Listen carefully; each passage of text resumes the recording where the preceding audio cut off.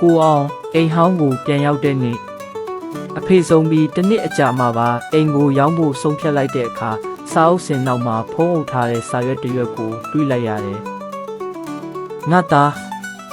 လို့အဖေလက်ရည်နဲ့ဆက်ထားတဲ့စာကသူ့လက်တွေကိုတုံရင်သွားစေခဲ့တယ်အဖေကစာအုပ်စင်ကိုတန်တန်ရှင်းရှင်းထားတတ်သူကိုအောင်ငငယ်တုန်းကဒီစာအုပ်စင်အောက်မှာစာကြည့်ရင်အိပ်ပျော်တတ်တယ်အဖေကအိမ်မက်တိုင်းမှာစာအုပ်စင်တစ်ခုထည့်ပေးရမယ်ထားလို့ပြောတတ်တယ်အခုဒီစာရွက်လေးကအဖေအိမ်မက်တွေရဲ့အဖြေလား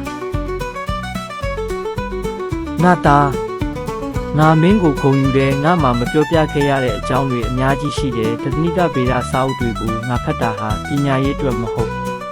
ဘဝကိုနားလည်ဖို့ပါမင်းရဲ့ပကြီကားတွေကိုငါအားလုံးသိမ်းထားတယ်မင်းရဲ့အမှုပညာကငါထက်ပိုကြီးမြတ်တယ်စာရွက်ရဲ့နောက်ဆုံးစာကြောင်းကမိသားစုဆိုတာဘယ်တော့မင်းနဲ့အတူရှိနေမဲ့အမွေနှစ်ပါဝါဆိုတဲ့စာကကိုအောင်ရဲ့ရင်ဘတ်ကိုထုနှက်သွားစေခဲ့တယ်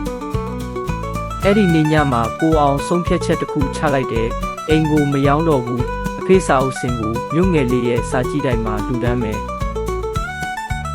သူ့ပကြီကားတွေနဲ့အဖေအိမ်မက်ပြခန်းကဖွင့်မယ်ဒီစာရွက်လေးကိုဖျောင်းဆက်ကူနဲ့အုပ်ပြီးသူ့အိတ်ထဲအမြဲထည့်သွားမယ်အဖေစာရွက်လေးကသူ့ကိုတတိပေးသွားတဲ့အမွေဆိုတာပတ်စံမဟုတ်ချစ်ချင်းမြတ်တာနဲ့မပြီးဆုံးသေးတဲ့အိမ်မက်တွေပဲဆိုတာလူကြီးမင်းတို့အနေနဲ့ရောအမွေဆိုတာဘယ်လိုမျိုးကိုဆိုလိုပါသလဲ comment မှာရေးပေးခဲ့ပါဦး